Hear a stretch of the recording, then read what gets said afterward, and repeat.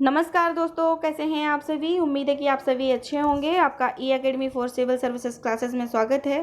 तो जैसा कि फ्रेंड्स आप सभी लोग जानते हैं, हम करंट अफेयर्स का सेशन लेकर आते हैं। तो उसी क्रम में ये अगला सेशन है हमारा। यहाँ पर हम थर्ड वीक के करंट अफेयर्स को चर्चा करेंगे। तो चलिए स्टार्ट करते हैं। बाकी इस सेशन को देखने के लिए हमारे साथ स्टार्टिंग से लास्ट तक बने रहिएगा। और इससे पहले 2 वीक के करंट अफेयर्स को भी हमने उसकी अलग से प्लेलिस्ट बना दी है, तो वहाँ पर जाके देख सकते हैं। इसी तरीके से अप्रैल मंथ्स की भी प्लेलिस्ट बना दी है, तो वहाँ से देख सकते हैं। ठीक है, तो चलिए स्टार्ट करते हैं। बाकी इसकी पीडीएफ को डाउनलोड करने के लिए आप इसकी लिंक हम डिस्क्रिप्शन में शेयर कर देते हैं, तो आप वहाँ से पीडीएफ को डाउनलोड कर सकते हैं। तो स्टार्ट करते हैं। फर्स्ट क्वेश्चन है हमारा कि नकदी संकट से जूझ रहे बिजली वितरण कंपनियां यानी कि डिस्कॉम में कितने करोड़ रुपए की नकदी डाली जाएगी। तो वो डाली जाएगी 90,000 करोड़ रुपए की। कितनी? 90,000 करोड़ रुपए की। जैसा कि आप सभी लोग जानते हैं, इस समय हमारा देश कोविड-19 महामारी से जूझ रहा है और इसके चलते ये व्यवस्था की गई है।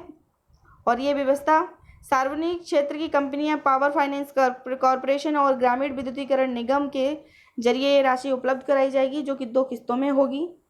बात करते हैं अगले क्वेश्चन की। तो अगला क्वेश्चन है हमारा कि अंतर्राष्ट्रीय परिवार दिवस कब मनाया जाता है। तो वो मनाया जाता है 15 मई को। यह दिवस क्यों मनाया जाता है? तो संयुक्त परिवार के महत्व और जीवन में परिवार की जरूरत के प्रति लोगों को जागरूक करने के लिए हर साल 15 मई को अंतर्राष्ट्रीय परिवार दिवस मनाया जाता है, जिसकी स्थापना 1993 में संयुक्त राष्ट्र जनरल असेंबली ने हर साल परिवार दिवस मनाए जाने की घोषणा की, जिसमें परिवारों से संबंधित मुद्दों के बारे में जागरूकता फैलाने और वैश्विक समुदाय परिवारों को जोड़ने, परिवार को प्रभावित करने वाले आर्थिक, जनसांख्यिकी और सामाजिक प्रतिक्रियाओं के बारे में जानकारी देने हेतु इस खास दिवस को मनाया जाता है। चलिए बात करते हैं अगले क्वेश्चन की। तो अगला क्वेश्चन है हमारा कि पीएम केयर फंड्स ट्रस्ट ने कोरोना वायरस संक्रमण से लड़ने के लिए कितने करोड़ रुपए आवंटित किए हैं। तो वो किए हैं 3100 करोड़ रुपए। कितने आवंटित किए हैं? 3100 करोड़ रुपए आवंटित किए हैं, जिसमें से 2000 करोड़ रुपए जो खर्च किए जाएंगे वो वेंटिलेटर खरीदने के लिए किए जाएंगे, और 1000 करोड़ रुपए का जो खर्च है वो प्रवासी मजदूरों पर खर्च किए जाएंगे, और 100 करोड़ रुपए वैक्सीन बनाने के लिए दिए जाएंगे। चलिए बढ़ते हैं अगले क्वेश्चन की तरफ। तो अगला क्वेश्चन है हमारा कि किस सोशल मीडिया ने स्थायी तौर पर अपने कर्मचारियों को वर्क फ्रॉम होम यानी कि घर से ही काम करने की इजाज़त दे दी है। तो वो दे दी है ट्विटर सोशल मीडिया के द्वारा दे दी गई है। और यह जो है ना, सैन फ्रांसिस्को की एक कंपनी है, जिसने कोरोना महामारी फैलने के बाद सबसे पहले अपने कर्मचारियों को वर्क फ्रॉम होम करने की अनुमति दी है। और साथ ही साथ ये भी बोला है कि कोविड-19 जैसी महामारी से जूझ रहे हैं अभी तो, लेकिन इससे जूझने के बाद यानी कि इससे जो भी इससे बाहर आने के बाद भी भविष्य में भी घर पे ही काम करने का ऑप्शन दिया है, यानी कि घर पर रह के ही काम कर सकते हैं। चलिए बढ़ते अगले क्वेश्चन की तरफ। तो अगला क्वेश्चन है हमारा कि किस राज्य के मुख्यमंत्री द्वारा किसानों को लाभान्वित करने के एकमात्र उद्देश्य के साथ राज्य में विनियामक कृषि की खेती करने का निर्णय लिया गया है। तो वो लिया है तेलंगाना राज्य सरकार ने। किसने लिया है? तेलंगाना राज्य सरकार ने लिया है। चलिए बात करते हैं अगले क्वेश्चन की। तो भारत सरकार की प्रमुख सामाजिक सुरक्षा योजना अटल पेंशन योजना ने हाल ही में कितने साल पूरे कर लिए हैं। तो वो कर लिए हैं 5 साल। तो आपको बता दें, अटल पेंशन योजना की शुरुआत 9 मई 2015 को की गई थी, और यह जो योजना है विशेष रूप से असंगठित क्षेत्र के श्रमिकों पर केंद्रित है, जिसमें अटल पेंशन योजना में शामिल होने के लिए जो न्यूनतम आयु रखी गई है वो 18 वर्ष रखी गई है, और अधिकतम आयु इसमें रखी गई है 40 वर्ष। ठीक है, इस योजना के तहत अब तक 2.23 करोड़ श्रमिक को पेंशन के दायरे में लाया जा चुका है। और यह जो योजना है भारत की तेजी से बढ़ती हुई जनसंख्या चुनौतियों के समाधान के लिए अभी तक भी एक प्रासंगिक बनी हुई है। चलिए बढ़ते अगले क्वेश्चन की तरफ। तो अगला क्वेश्चन है हमारा कि किस हवाई अड्डा ने भारत और मध्य एशिया के सर्वश्रेष्ठ क्षेत्रीय हवाई अड्डे का खिताब जीत लिया है। तो वो जीता है बेंगलुरु हवाई अड्डे ने। आपको बता दें, बेंगलुरु के कैपगोड़ा में अंतर्राष्ट्रीय हवाई अड्डे को ग्राहकों की पसंद पर भारत और मध्य एशिया का सर्वश्रेष्ठ क्षेत्रीय हवाई अड्डा चुना गया। 2020 वर्ल्ड एयरपोर्ट्स अवार्ड्स में 4 साल में 3 बार बेंगलुरु हवाई अड्डे को यह सम्मान मिल चुका है। इसका परिचालन बेंगलोर इंटरनेशनल एयरपोर्ट लिमिटेड द्वारा किया जाता है, और इस सर्वेक्षण के लिए 550 से अधिक हवाई अड्डे को इसमें शामिल किया गया था। चलिए बढ़ते हैं अगले क्वेश्चन की तरफ। तो अगला क्वेश्चन है हमारा कि किस राज्य सरकार द्वारा लोगों के श्वसन स्वास्थ्य के बारे में जागरूकता पैदा करने के लिए प्राण वायु कार्यक्रम शुरू किया गया है? तो वो किया है कर्नाटक सरकार ने। तो इसे बेंगलुरु सिटी कॉरपोरेशन के लोगों द्वारा शुरू किया गया है। गंभीर तीव्र श्वसन बीमारी के कारण देश में कई मौतें हुई हैं और विशेष रूप से कोविड-19 के कारण हाइपोक्सिया होता है, जिस वजह से क्या स्टार्ट किया गया है, प्राण वायु कार्यक्रम को शुरू किया गया है। चलिए बढ़ते हैं अगले क्वेश्चन की तरफ। तो अगला क्वेश्चन है हमारा कि वंदे भारत अभियान का दूसरा चरण कब से कब तक शुरू हुआ है? तो ये शुरू हुआ है 16 मई से लेकर 22 मई तक। ठीक है, इसके तहत क्या होगा कि आपको पता ही है कि वंदे भारत का पहला चरण कंप्लीट हुआ और जो दूसरा चरण है वो 16 मई से शुरू हुआ है, 22 मई के बीच तक तब तक चलेगा ये, जिसके तहत 31 देशों में फंसे भारतीयों को लाया जाएगा और इस दौरान 149 उड़ानों का संचालन किया जा सकता है। चलिए बढ़ते हैं अगले क्वेश्चन की तरफ। तो अगला क्वेश्चन है हमारा कि कोरोना वायरस के कारण उपजे आर्थिक हालात को सुधारने के लिए देश के लिए कितने लाख करोड़ रुपए की घोषणा की है? तो वो की है 20 लाख करोड़ रुपए की। कितने लाख करोड़ रुपए की घोषणा की है? तो वो की है 20 लाख करोड़ रुपए की। ये बहुत ही महत्वपूर्ण है। जो ये आर्थिक पैकेज है वो आत्मनिर्भर भारत अभियान की अहम कड़ी के तौर पर काम करेगा, जिसमें 20 लाख करोड़ रुपए का ये पैकेज भारत की जीडीपी का करीब 10% हिस्सा है और इसके जरिए देश के विभिन्न वर्गों और आर्थिक कड़ियों को जोड़ने में बल मिलेगा।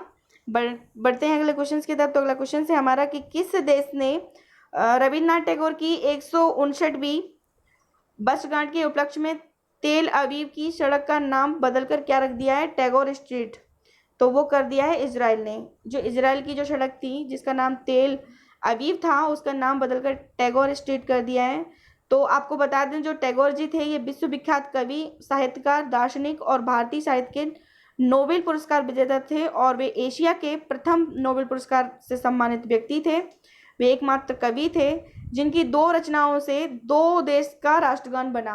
पहला भारत का राष्ट्रगान कौन सा है? जनगण मन। और दूसरा है बांग्लादेश का। तो बांग्लादेश का है राष्ट्रीय गान जो है वो है अमार सोनार बांग्ला। तो ये कहाँ का बना है? बांग्लादेश का। तो पहले ऐसे कवि जिनकी 2 रचनाओं से 2 देशों का राष्ट्रगान तैयार हुआ, एक बांग्लादेश का और एक भारत का। तो इसीलिए ये महत्वपूर्ण बहुत ही है। क्वेश्चंस देख लेना। बात करते हैं अगले क्वेश्चंस की। तो अगला क्वेश्चन है हमारा कि नवीन और नवीकरणीय ऊर्जा मंत्रालय में सचिव पद पर कार्यभार किसने हाल ही में संभाला है? तो वो संभाला है इंदु शेखर चतुर्वेदी ने।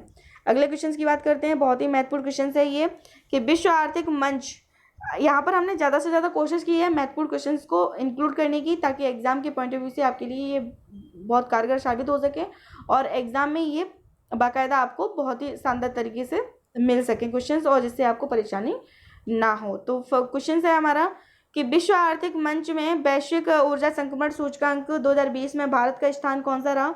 तो वो रहा है 74। आपको बता दें स्वीडन ने लगातार तीसरे साल भी एनर्जी ट्रांजिशन इंडेक्स में शीर्ष स्थान हासिल किया और उसके बाद सेकंड नंबर पर स्विट्जरलैंड और थर्ड पर फिनलैंड रहे। इसके तहत क्या होता है कि दुनिया के देशों द्वारा ऊर्जा सुरक्षा और सतत पर्यावरण को बनाए रखने का उल्लेख किया जाता है। इसमें विभिन्न देशों के प्रदूषण का स्तर आकलन होता है। आपको बता दें विश्व आर्थिक जो मंच है वो स्विट्जरलैंड में स्थित एक गैर लाभकारी संस्था है। इसका मुख्यालय जिनेवा में स्थित है और वहीं स्विस अधिकारियों द्वारा इसे एक निजी सार्वजनिक सहयोग के लिए एक अंतर्राष्ट्रीय संस्था के रूप में मान्यता प्राप्त हुई है। चलिए बढ़ते हैं अगले क्वेश्चन की तरफ। तो अगला क्वेश्चन है हमारा कि किस राज्य सरकार ने कोरोना के खिलाफ लड़ाई में 30 दिनों तक अपनी सेवा देने वाले सभी पुलिसकर्मियों को कर्मवीर पदक से सम्मानित करने का फैसला लिया है? तो ये जो फैसला लिया है वो मध्य प्रदेश राज्य सरकार ने लिया है। मध्य प्रदेश सरकार का कहना है कि शहीद और अन्य मृतक पुलिसकर्मियों के परिवारों की समस्याओं को अब हेल्प डेस्क के माध्यम से हल किया जाएगा। भोपाल में पुलिस मुख्यालय में हेल्प डेस्क की स्थापना की गई है। चलिए बढ़ते हैं अगले क्वेश्चन की तरफ। तो अगला क्वेश्चन है हमारा कि झारखंड की सोहराई खोवर पेंटिंग और किस राज्य के तेलिया रुमाल को जीआई टैग दे दिया गया है? तो वो दे दिया गया जो ये सोहराई खोवर पेंटिंग है ये कहाँ की है? झारखंड की है। और तेलिया रुमाल तो ये तेलंगाना का है। आपको बता दें तो जो सोहराई खोवर पेंटिंग है वो झारखंड के हजारीबाग जिले में स्थानीय और प्राकृतिक रूप से विभिन्न रंगों की मिट्टी का उपयोग करके फसल के मौसम और शादी समारोह के दौरान स्थानीय आदिवासी महिलाओं द्वारा प्रचलित एक पारंपरिक और अनुष्ठानिक भित्ति कला है। वहीं जो तेलिया रुमाल है वो सूती कपड़े में जटिल हस्तनिर्मित प्रक्रिया द्वारा बनाया जाता है, जिसमें 3 रंगों का विशेष रूप से प्रयोग किया जाता है। उसमें जो रंग है वो हैं लाल, काले और सफ़ेद, जो विभिन्न प्रकार के डिजाइन और रूपांकनों को प्रदर्शित करते हैं। चलिए बढ़ते हैं अगले क्वेश्चन की तरफ। तो ये क्वेश्चन एग्जाम की पॉइंट ऑफ व्यू से बहुत ही महत्वपूर्ण है, ठीक है। चलिए बढ़ते हैं अगले क्वेश्चन की तरफ। तो अगला क्वेश्चन है हमारा कि किस देश में एक अध्ययन में चिकित्सकों ने कोविड-19 के संपर्क में आने वाले बच्चों में कावासाकी रोग जैसे लक्षणों वाली एक असामान्य बीमारी के फैलने के बारे में जानकारी दी है। तो ये जो जानकारी दी है वो इटली ने दी है। आपको बता दें, इटली का कहना है कि उत्तरी इटली के बेरगामो क्षेत्र में चिकित्सकों ने बच्चों में कावासाकी रोग जैसे लक्षणों वाली एक असामान्य बीमारी के मामले में 30 गुना वृद्धि देखी है। जो कावासाकी है वो एक असामान्य रोग है जो 5 वर्ष से कम आयु के बच्चों को प्रभावित करता है। इस रोग से पीड़ित व्यक्ति के शरीर में रक्त वाहिकाओं और सूजन हो जाती है। वहीं बुखार, हाथ पैरों में सूजन, होठ और गाल में जलन और सूजन आदि इस बीमारी के प्रमुख लक्षण हैं। और ये जो रोग है वो मरीज के शरीर में हृदय को सबसे गंभीर रूप से प्रभावित करता है। चलिए बढ़ते हैं अगले क्वेश्चन की तरफ। तो अगला क्वेश्चन है हमारा कि केंद्रीय स्वास्थ्य मंत्री हर्षवर्धन ने कोविड-19 मरीजों की जांच के लिए किस नाम से परीक्षण मशीन राष्ट्र को समर्पित की है। तो वो की है कोवास 6800 नाम से। आपको बता दें, इस मशीन के खरीदे जाने के बाद जो अब प्रतिदिन 1 लाख से अधिक व्यक्तियों का परीक्षण करने में आसानी होगी, ठीक है। तो जो ये मशीन है वो रोबोटिक्स मशीन है, ठीक है। ये बहुत ही महत्वपूर्ण है, इतना याद रखना कि किस नाम से मशीन खरीदी गई है। तो वो है कोवास 6800, ठीक है। चलिए बढ़ते हैं अगले क्वेश्चन की तरफ। तो अगला क्वेश्चन है हमारा कि भारतीय पुरातत्व सर्वेक्षण के नए महानिदेशक किसे नियुक्त किया गया है। तो वो किया गया है वी विद्यावती को। किसे किया गया है? वी विद्यावती को किया गया है। बात करते हैं अगले क्वेश्चन की। तो अगला क्वेश्चन है हमारा कि विश्व व्यापार संगठन के प्रमुख रॉबर्ट एजेवेदो के व्यक्तिगत कारणों से अपना पद कार्यकाल समाप्त होने के कितने साल पहले छोड़ने का निर्णय लिया है। तो वो लिया है 1 साल पहले। तो ये एक रोबोट थे, तो WTO के महानिदेशक के तौर पर ये काम कर रहे थे और इन्होंने अपना पद छोड़ने का निर्णय लिया है 1 साल पहले ही, ठीक है। तो इन्होंने ऐसे समय में पद छोड़ने का निर्णय लिया जब अमेरिकी राष्ट्रपति डोनाल्ड ट्रंप का उन पर खासा दबाव था और जिनेवा स्थित विश्व व्यापार निकाय के संस्थापक सदस्यों में भारत भी शामिल है और WTO को वैश्विक निर्यात और आयात के लिए नियम बनाने की जिम्मेदारी भी इन्हें मिली हुई है।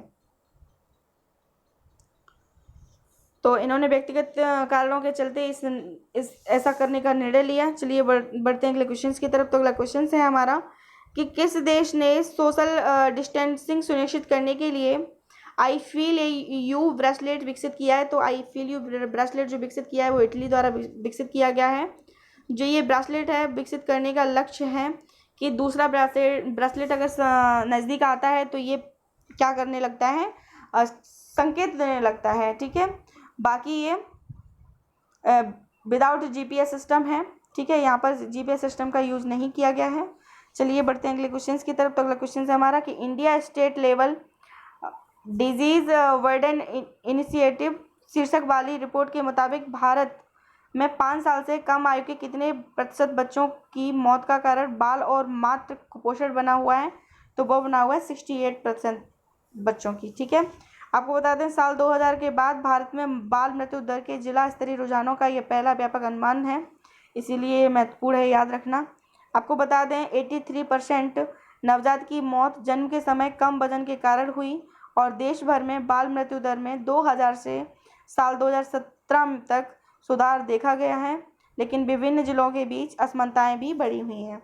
चलिए बढ़ते हैं अगले क्वेश्चन की तरफ। तो अगला क्वेश्चन है हमारा कि सरकार ने चालू वित्त वर्ष की शेष अवधि के लिए किए जाने वाले विभिन्न प्रकार के व्यावसायिक भुगतान पर TDS और TCS दर कितने प्रतिशत तक कम कर दी है।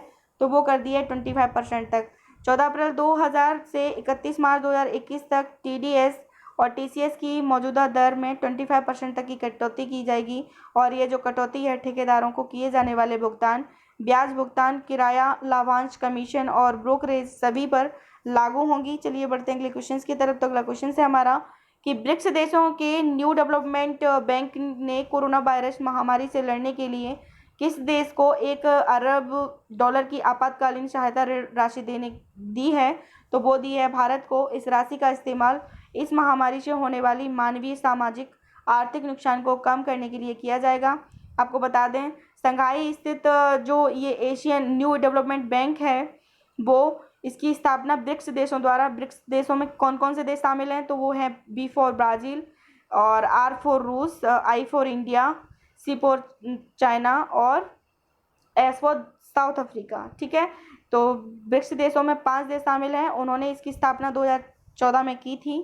ठीक है, चलिए बढ़ते हैं अगले क्वेश्चन की तरफ। तो अगला क्वेश्चन है हमारा कि किस राज्य सरकार ने प्रशिक्षित युवाओं के लिए रोजगार और स्वरोजगार के अवसर पैदा करने के लिए होप पोर्टल को लॉन्च किया है? तो वो किया है उत्तराखंड सरकार ने। ठीक है, उत्तराखंड के मुख्यमंत्री त्रिवेंद्र सिंह रावत ने सचिवालय में मंत्रिमंडल के साथ होप पोर्टल का लोकार्पण किया और इस पोर्टल के माध्यम से उत्तराखंड में रहने वाले सभी उत्तराखंडी तो जुड़ेंगे ही, साथ ही साथ प्रदेश से बाहर रह रहे और काम कर रहे प्रवासी भी इससे कनेक्ट हो पाएंगे।